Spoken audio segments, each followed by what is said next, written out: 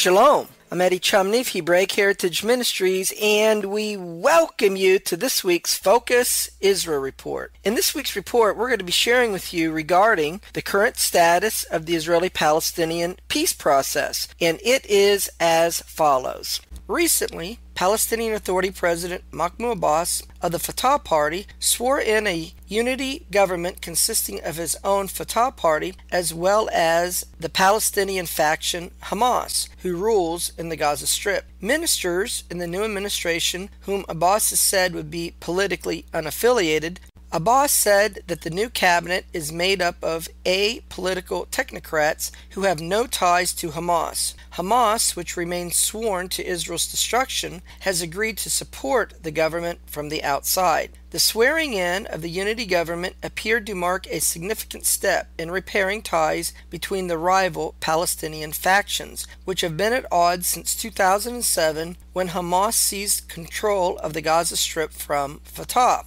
Abbas said that the PLO, and not the unity government, which consists of 17 ministers, would remain in charge of the negotiations with Israel. Dismissing Israeli opposition to the Fatah-Hamas unity government, Abbas said that this would make him even more determined to pursue reconciliation with Hamas. Abbas said that he was presenting the unity government as a gift to the souls of our martyrs who fell so that Palestine could live. He said it was also a gift to heroic Palestinian prisoners in Israeli jails. The signing ceremony came after Hamas and Fatah signed a reconciliation deal in April to form the transitional government, which is now slated to pave the way for general elections in late 2014 or early 2015. Abbas said that he would direct the Palestinian Central Election Commission to start preparing for holding presidential and parliamentary elections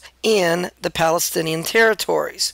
The government's task is to facilitate the issue of elections, which will take place within 6 months, as agreed between Fatah and Hamas, Abbas said. Abbas sent a letter to the head of the Palestinian Central Elections Committee, Hana Nasser, requesting that the committee begin work to prepare for elections to be held on December the 4th. The United States has promised the new Fatah-Hamas unity government that it will convince Israel to allow that new government elections will be able to be held in the eastern part of Jerusalem. Meanwhile, Israel plans to work against the inclusion of Hamas candidates in the upcoming Palestinian parliamentary and presidential elections. Following an emergency security cabinet meeting, the security cabinet said that Israel would act, including in the international arena, against the participation of terrorist organizations in elections. In an apparent punitive move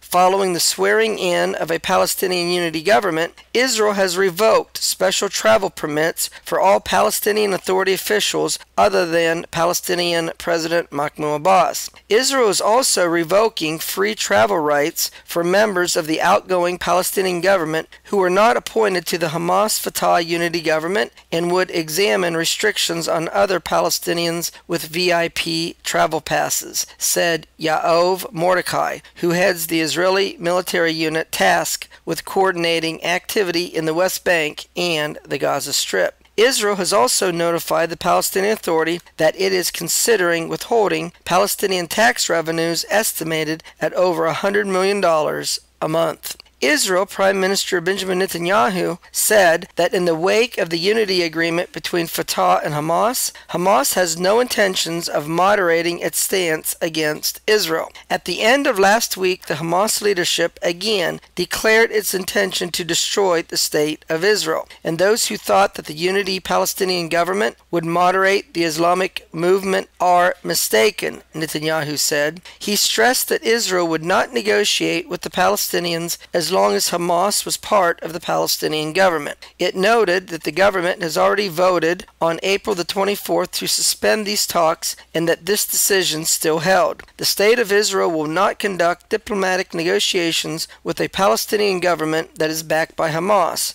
which is a terror organization that calls for the destruction of Israel, Netanyahu said. The cabinet warned the Palestinian Authority that Israel would hold it responsible for all actions that harm the security of of Israel, which originates in the West Bank and the Gaza Strip. Furthermore, he added, rather than the Palestinian Authority gaining control over the Gaza Strip, there are signs that the militant Islamic group is making preparations to gain more power in the West Bank. Instead of the Palestinian Authority taking control of the Gaza, we see more and more signs that the exact opposite will happen. That is to say, that Hamas will gain more control over Palestinian Authority areas in the West Bank, Netanyahu said. A former Hamas government spokesman said that Palestinian Authority President Mahmoud Abbas had stated in private meetings that he is lying in public statements about the intent of the Fatah-Hamas unity government in order to trick the United States. The spokesman, Ehab al-Guzain, said that behind closed doors, Abbas had said, when I go out and say that the government is my government and it recognizes Israel and so on, fine. These words are meant to trick the United States. Guys, let me continue saying what I say to the media. Those words are meant for the Americans and for Israel, but not for you.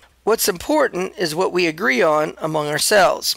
Don't harp on everything I tell the media. Forget about the statements in the media, Abbas told Hamas.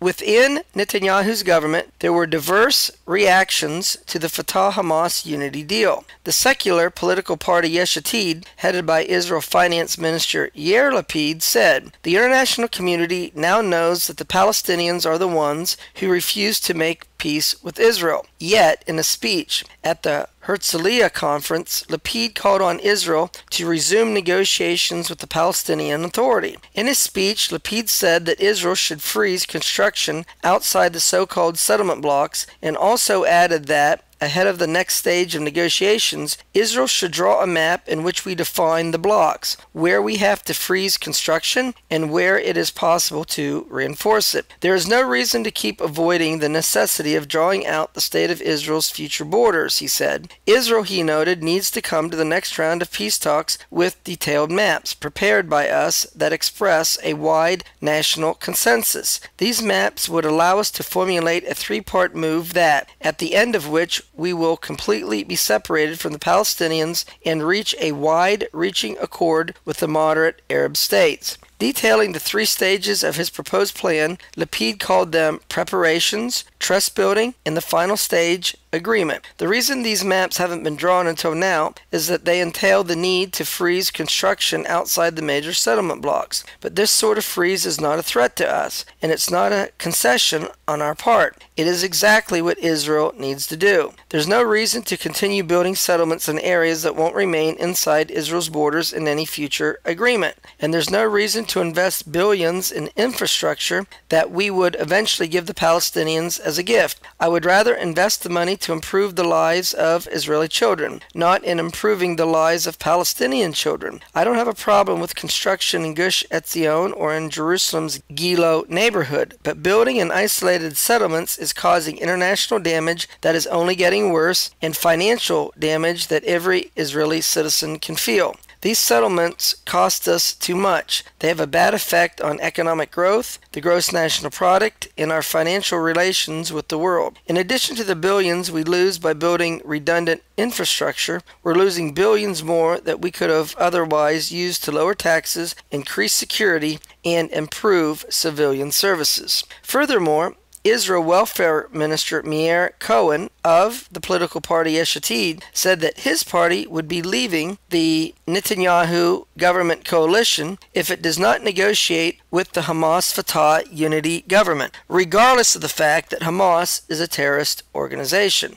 I believe that the peace talks will be renewed. It's clear to me that this will happen, and if not, we won't be in the government, said Cohen. It's clear to everyone, also Jewish home, that it's impossible to reach the status of a binational state. There's no choice other than two states, added Cohen. Reacting to these comments, Israel Prime Minister Benjamin Netanyahu called Yair Lapid inexperienced. Netanyahu said, anyone who has political experience knows that one does not make concessions without receiving something in return, particularly with a government which includes a terrorist organization that wants to destroy Israel. We have seen in Gaza what is the outcome of a unilateral withdrawal. Referring to the August 2005 Israel disengagement from Gaza, which resulted in endless rocket attacks on southern Israel. Netanyahu added that we must not allow ourselves to make the same historical mistakes made by the Israeli left, which always gives away its position before talks have begun and causes the Palestinians to demand more and more. This is not the way you conduct negotiations, certainly not in the Middle East. Netanyahu said that he will continue to lead the state of Israel while maintaining the national interests of the citizens of Israel. According to Israel Housing and Construction Minister Uri Ariel of the political party Jewish Home, he said that the Hamas-Fatah agreement is a continuation of the Palestinian sabotage of negotiations. He said that Israel should respond by building thousands of homes in the West Bank. As a result, Israel approved building of 3,000 new homes in the West Bank. The units, which were originally to be approved with the release of the fourth batch of Palestinian prisoners at the end of March, was never carried out. It will include 400 units of Ramat Shlomo in Jerusalem and another 1,100 units to be divided between the settlements of Efrat, Beitar Elit, Adam, and Givat Ze'ev. In addition, another 1,500 will be approved for construction in other settlements throughout the West Bank. Israel is studying the possibility of annexing parts of the West Bank. Knesset Land of Israel caucus leaders, Knesset members Yariv Levin of the political party Likud B'Teinu and Orit Struck of the political party Jewish Home, said that Mahmoud Abbas crossed a red line by cooperating with Hamas, and as such, the government should begin to gradually annex the West Bank. Jewish Home leader Naftali Bennett presented his plan for annexing Area C in the West Bank. This is a part of the West Bank still under Israeli control following the 1993 Oslo Accords. Bennett said, the sovereignty program that I proposed is the only available option today for dealing with the Palestinian rejection of peace with Israel and Israel's left-wing refusal to accept this solution, he said. The time has come to go on the offensive rather than act defensively and do what is good for Israel, Bennett said. Under his plan, Israel will gradually annex Area C of the West Bank, where 400,000 Israelis reside, along with some 70,000 Arabs, while creating an enhanced autonomy in the remaining areas with full freedom of movement. The first area to be annexed would be Gush Etzion, an idea Bennett recently brought up during a speaking appearance at Bar Ilan University. The second part of the plan includes offering Israeli citizenship to the 70,000 Arab residents living in the areas to be annexed, resulting in 1.77 million Israeli Arabs instead of 1.7 million as there is today. With the formation of the Hamas-Fatah government, we must recognize the truth, and that is, the Oslo era is over. After 21 years of trying one way, which included unilateral withdrawals, concessions,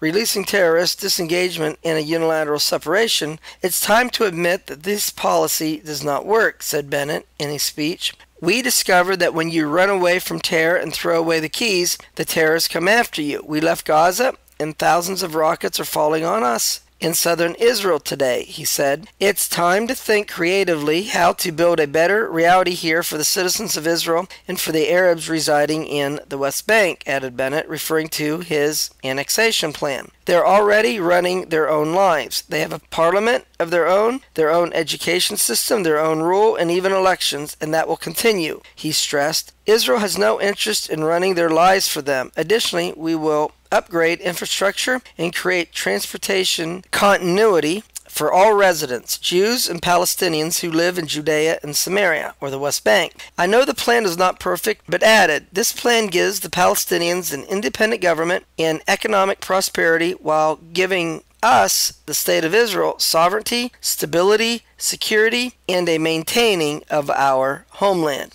Well, that's going to conclude this week's report, where we shared with you regarding the current status of the Israeli-Palestinian peace process. Until we do it again, Shalom in Yeshua the Messiah. Amen.